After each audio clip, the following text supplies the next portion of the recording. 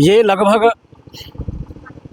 42 वर्षों से लगातार यह कार्यक्रम चलता हुआ आ रहा है और ये मुख्य उद्देश्य है हमारा जो मानव समाज को जोड़ने का, जो हर खेमा में लोगों को कर दिया गया है, ब्राह्मण क्षत्रिय वैश्य शूद्र में इसको बांट दिया गया है, उसे हम चाहते हैं कि सभी वर्गों के लोग एकजुट होकर एक मानवता का जीवन जिए।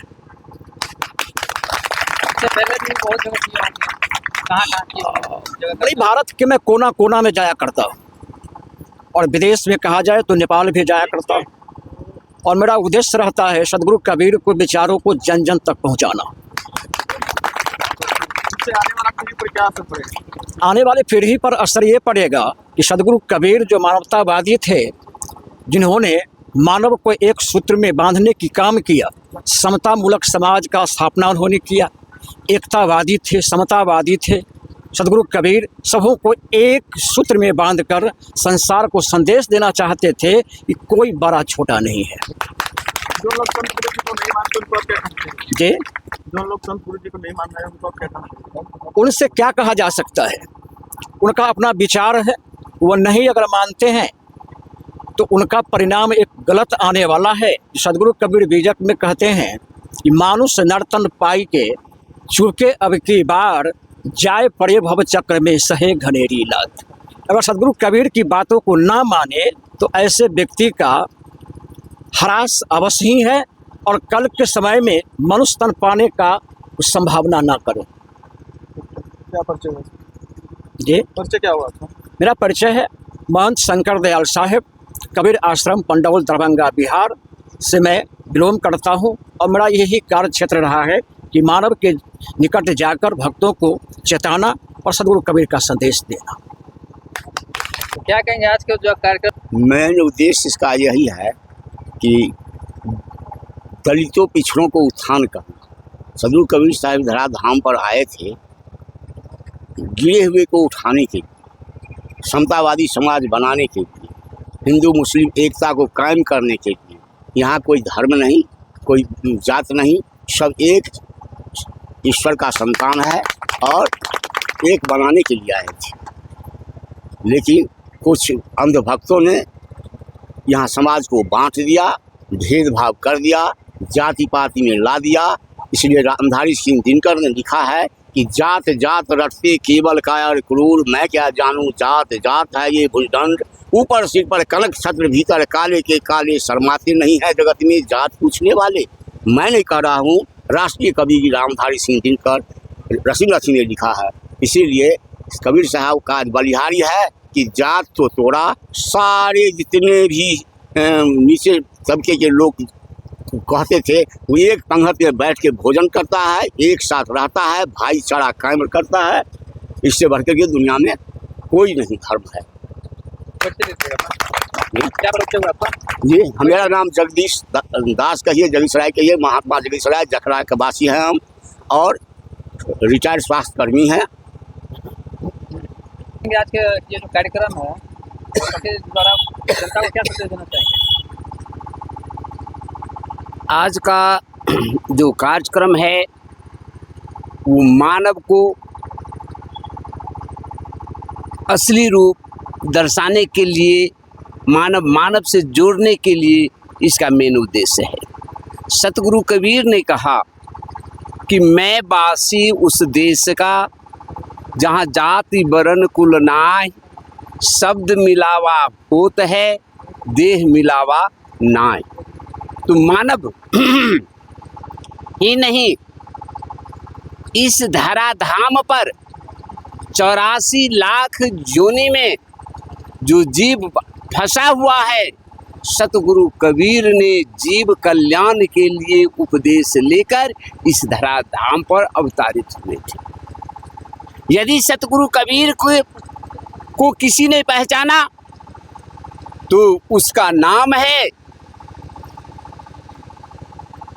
महादेव जी, जिनका पूजा हमारी माँ बहन ये कह करके करती है जागो जागो हो महादेव, जागो जागो। महादेव जी का पूजा सारे संसार के लोग करते आ रहे हैं, लेकिन महादेव जी भी पूजा करते।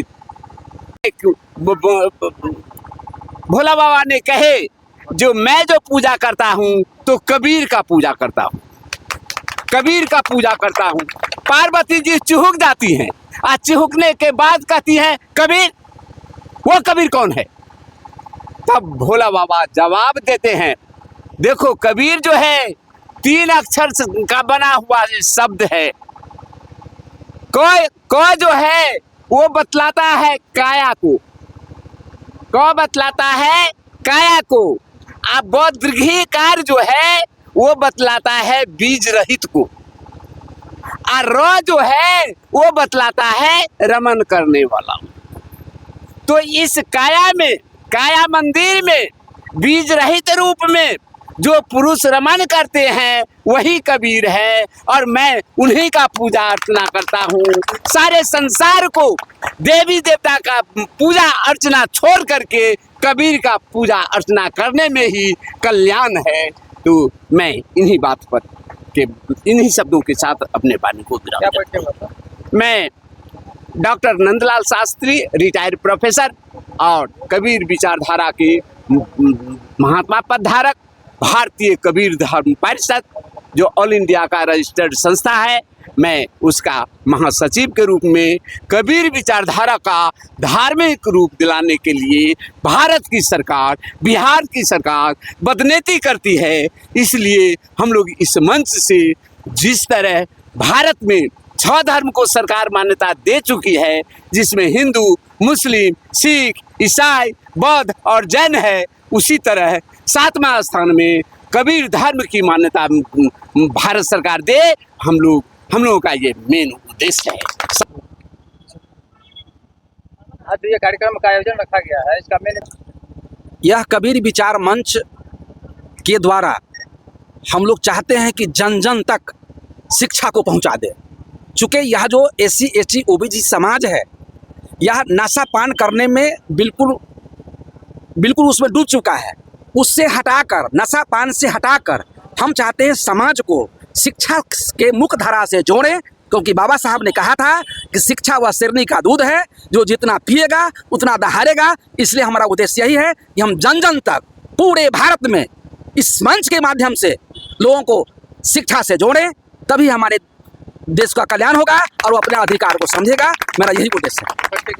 मेरा नाम हुआ ललन मंडल। ऐसे मेरा घर कटरा जजुआर में है, और ऐसे मैं शिक्षक भी हूँ, और मेरा उद्देश्य है सभी को शिक्षा से जोड़ना।